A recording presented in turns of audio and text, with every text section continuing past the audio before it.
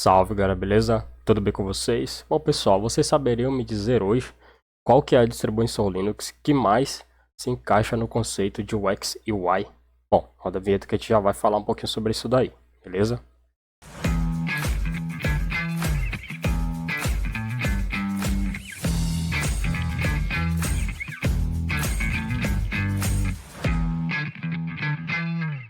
Bom, já que você já pegou seu cafezinho aí, né? Eu acredito eu, né? Não dá pra faltar. A gente agora vai discutir um pouquinho sobre esse assunto, beleza? Bom, antes da gente começar a falar sobre o conceito de UX e UI, eu queria dar um resumo rápido daquilo que eu considero importante dentro desse termo, né, dentro desse contexto. Primeiro, eu acho que todo sistema operacional ele deve sim ter uma boa apresentação para o usuário. Isso facilita na comunicação entre o seu usuário e o desktop. Né? O usuário precisa entender o que cada coisa funciona, o que cada coisa significa no sistema. Por exemplo, os ícones, as legendas, né, a forma que o sistema apresenta as janelas para o usuário, né, os avisos, os alertas, o que pode ou não afetar o sistema, tudo isso faz parte do conceito de UX e UI, ou como a gente chama de experiência de usuário. Cada sistema operacional tem a sua própria apresentação, cada um deles tem o seu próprio design, a sua própria forma de comunicação visual com o usuário. Bom, antes da gente começar a mencionar algumas distribuições aqui, eu queria começar pelos sistemas que já estão no mercado e que fazem jus ao seu nome no quesito de UX e UI. O primeiro deles é o macOS. O macOS, né, ou o iOS, né, que são também basicamente o mesmo sistema operacional, e quando eu digo isso, é de forma meio que não sei se a palavra correta seria retórica, né? Não sei.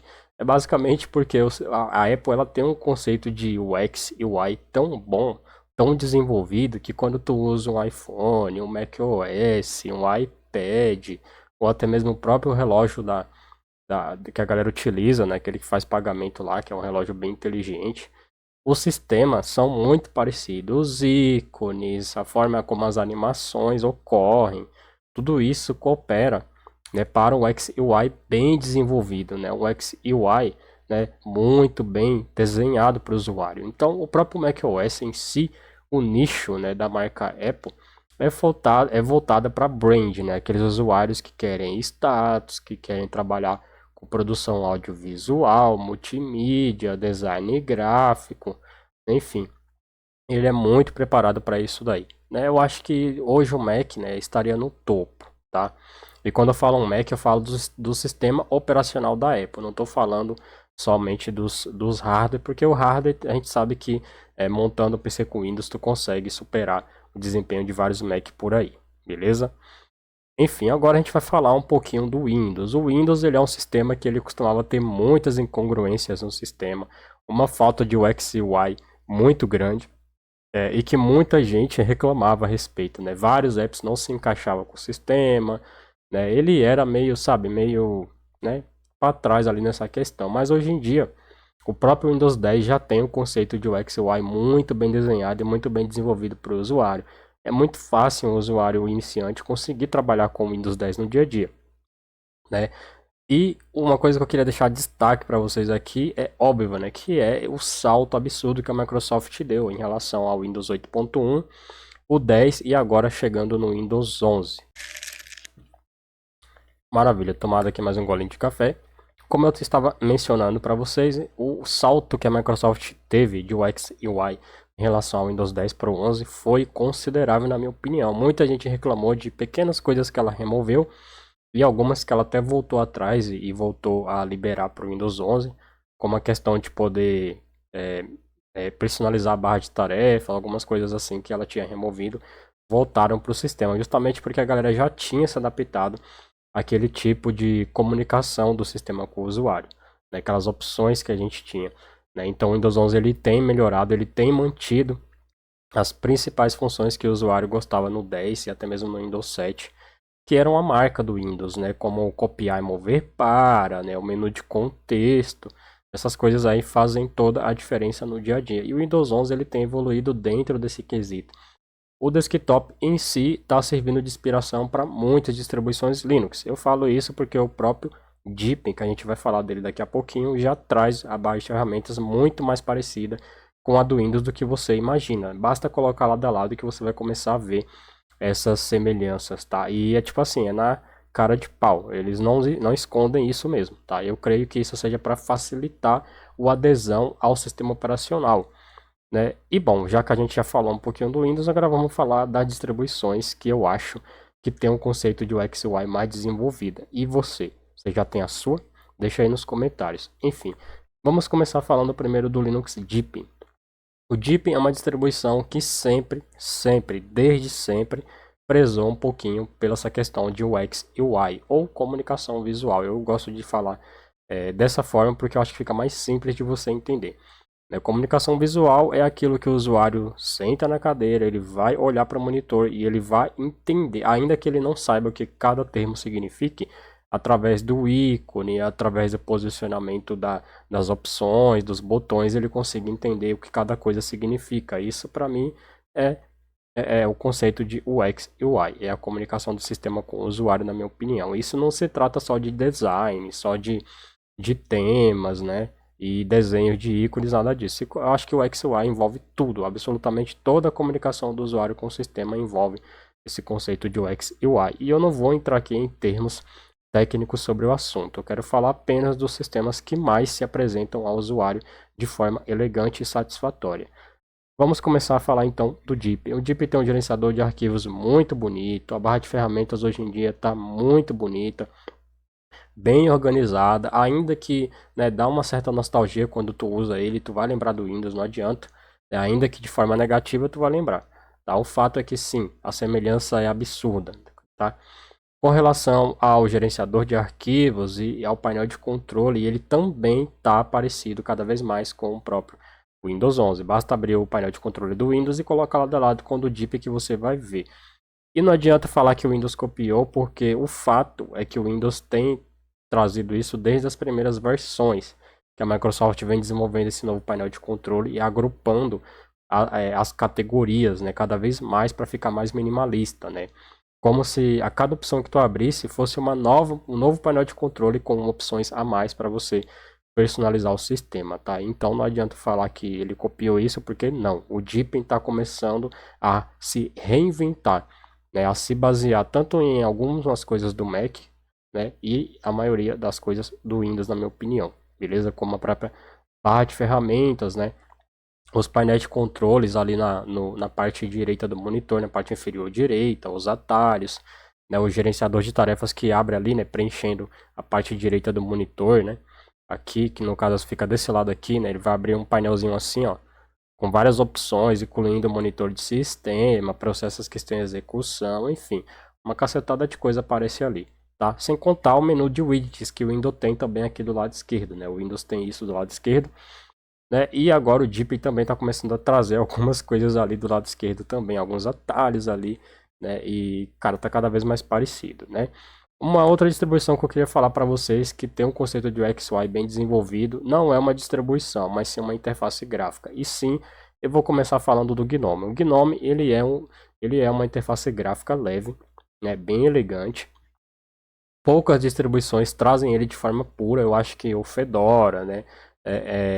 O Gnome, o Vanilla OS, né? Essas distribuições assim, eles trazem um Gnome mais puro. O próprio QuickOS baseado no Arch, ele traz uma versão mais pura do Gnome, né? E por si só ele já tem um conceito de UX e UI bem apresentado, bem desenvolvido, né? Os temas são coerentes, os planos de fundo, né? A comunicação visual do sistema, né?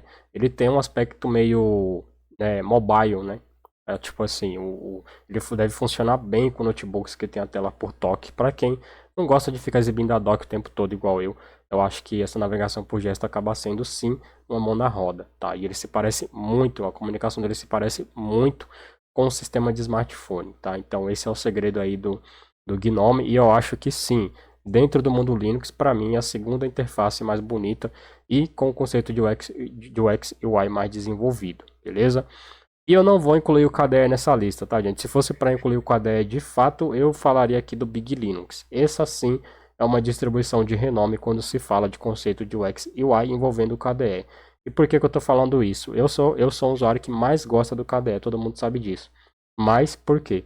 Porque ele tem um poder de personalização muito grande. E aí eu, como usuário de desktop, como usuário que que tem uma certa experiência com desktop e que gosta ali de um padrão de uso, eu consigo deixar ele com o conceito de UX e UI do meu jeito, do jeito que eu gostaria de usar o sistema. Então, por essa liberdade, eu gosto mais do KDE.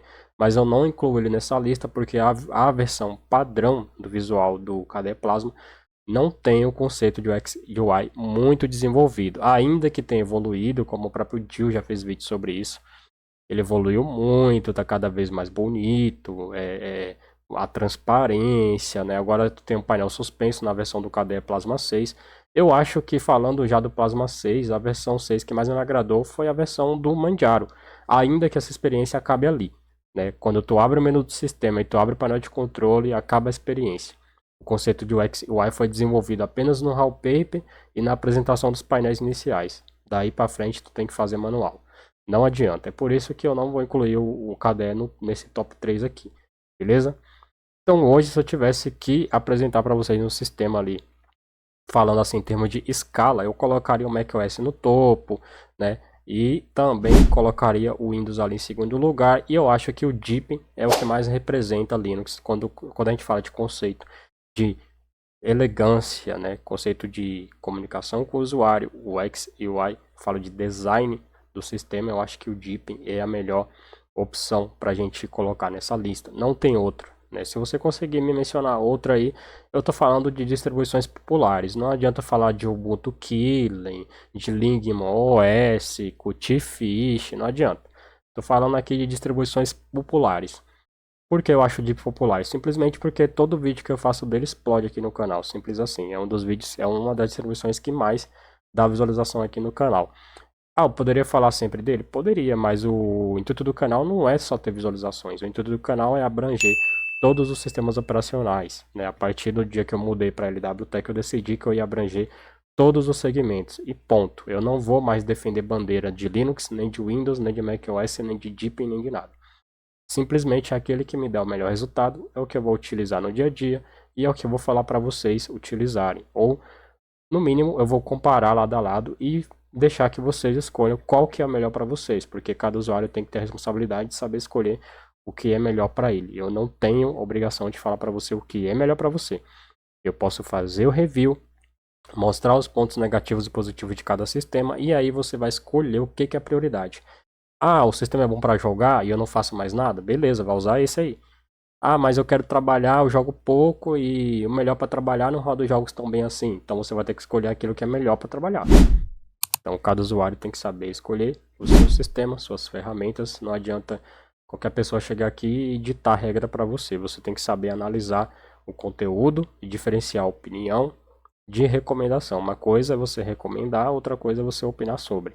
Os meus vídeos a partir desse momento eles serão mais opinativos, não serão vídeos de você tem que usar isso aqui porque esse é o melhor para o seu hardware.